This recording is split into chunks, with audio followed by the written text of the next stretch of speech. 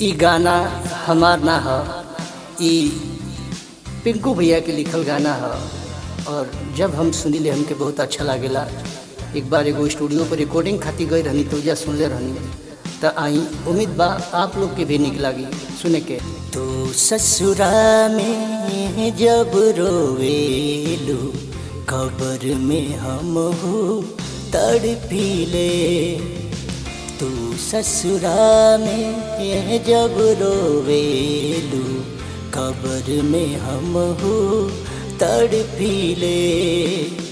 फिकर न करिहा बन के धड़कन, फिकर न करिहा बन के धड़कन, दिल में तोहरे धड़कीले।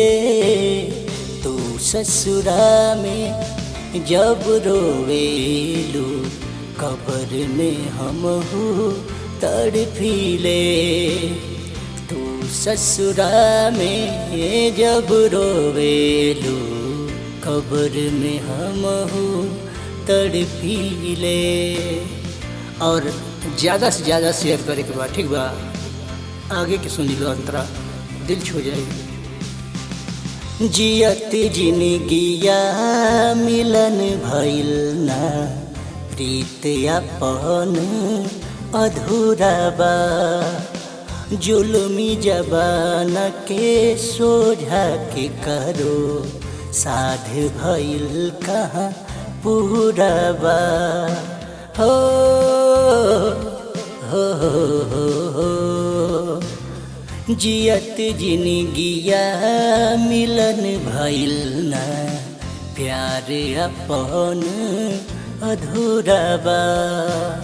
जुल्मी जमाना के सोझा के करो, साध भइल कहाँ पूरा बा।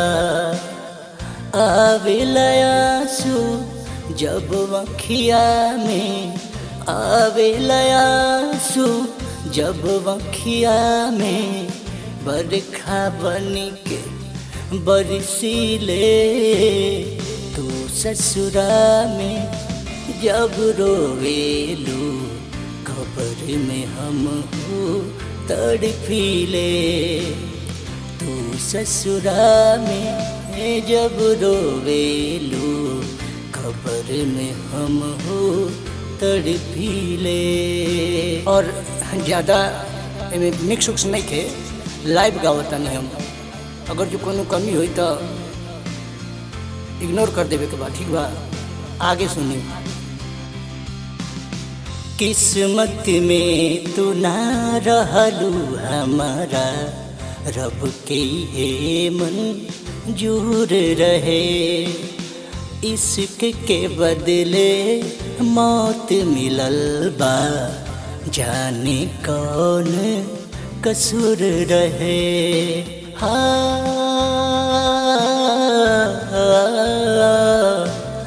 किस्मत में तू ना रहलू हमारा, रब के हे मंजूर रहे। इश्क के बदले मौत मिलल बा, जाने कौन कसूर रहे।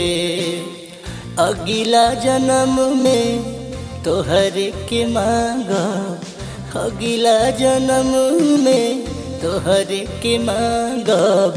सोनू पिंकू है कहिले। तू ससुरा में जब रोवेलू। अब एकरा आगे ना गाए। बहुत बहुत धन्यवाद आप सबके कि अपन प्यार दुलार ऐसे ही देते रही। और अच्छा लगा लोग तो एगो लाइक कमेंट और शेयर कर दें लोग। बहुत बहुत धन्यवाद, प्रणाम।